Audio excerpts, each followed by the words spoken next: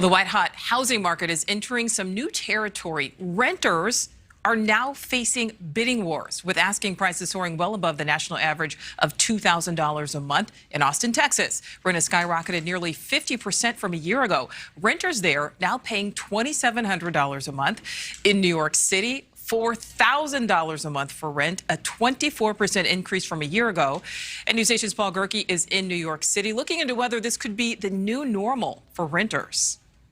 Nichole, they sure hope not, because there were plenty of bargains to be had during the pandemic just to keep places occupied. 1 month free, 2 months free, 3 months free, no money down. But all those deals have gone the way of the dinosaur now.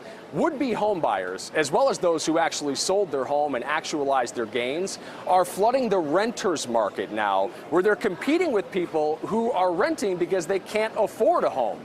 The result? A brand new battleground and a new bidding war. I went on my first open house today. Corey Crockett is looking for a place to live in New York City, historically one of the most savage rental markets in the world. There's things out there and listings are available, but if you don't catch it like within hours that it's posted, you're going to miss out.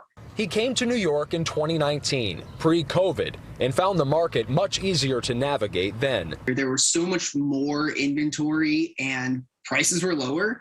He moved into his current place a year and a half ago. Now he's apartment hunting again, reluctantly. We got a screen and pandemic deal, and we knew that was the case.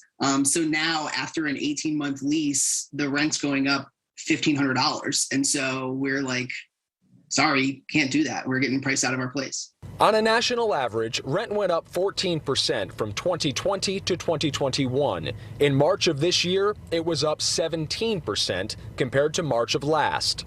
In a twist of fate, people who scored pandemic deals like Corey are now paying the piper. 98% of all U.S. apartments were occupied as of January.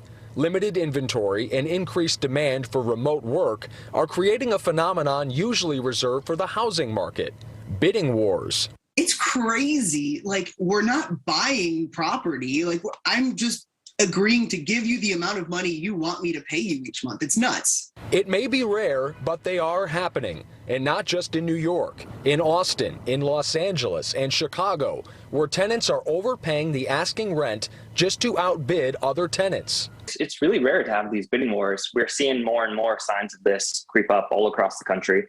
While Corey braces for a frustrating apartment hunt, he's keeping his eyes on the prize. A beautiful one-bedroom apartment that is unrealistically priced so that I can afford to live somewhere without two roommates pushing 30 years old.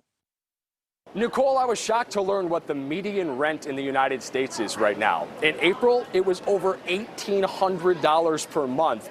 And as you might expect, on-time rent payments have actually decreased as a result of this surge in prices. In January of 2020, 96% of rent payments were made on time. At the end of last year, that was down to 92%.